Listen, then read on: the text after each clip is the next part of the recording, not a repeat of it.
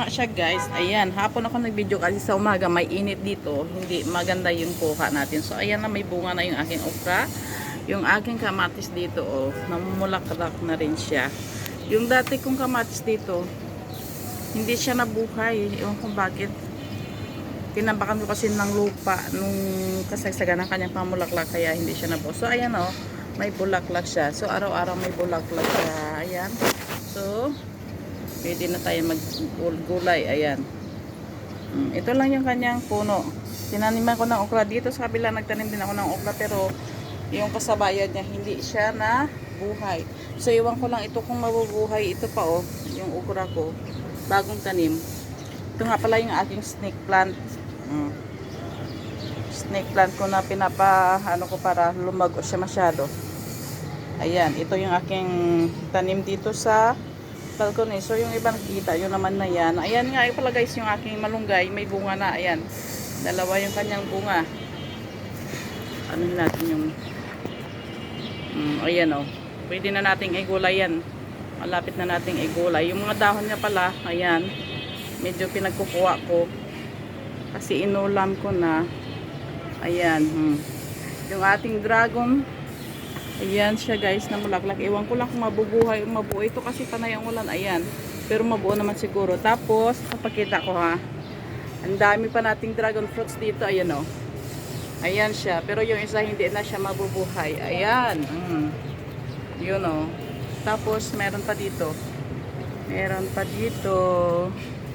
Ayan, dyan sa labas. Ayan, dito sa labas. Hindi natin, ayun, oh. Nakikita nyo yung bulaklak doon. Ayun. Tapos, kasi siya makikita guys. Ayan, papakita ko sa inyo. Ayan, oh.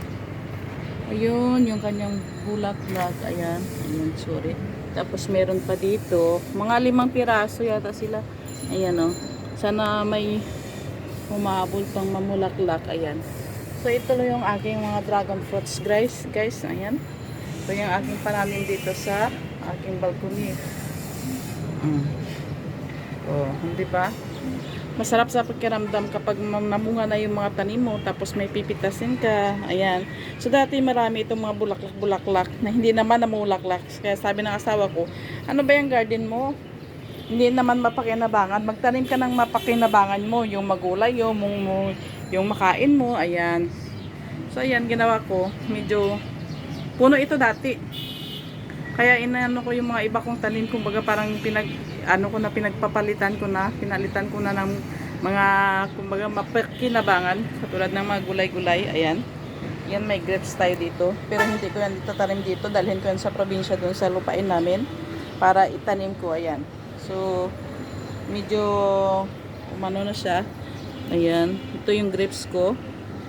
Ito siya. Ano daw ito? Yung green yata. Ito na grapes. Iwan ko kung green o ano, basta. Ayan. So, hindi ko pa siya nalipat.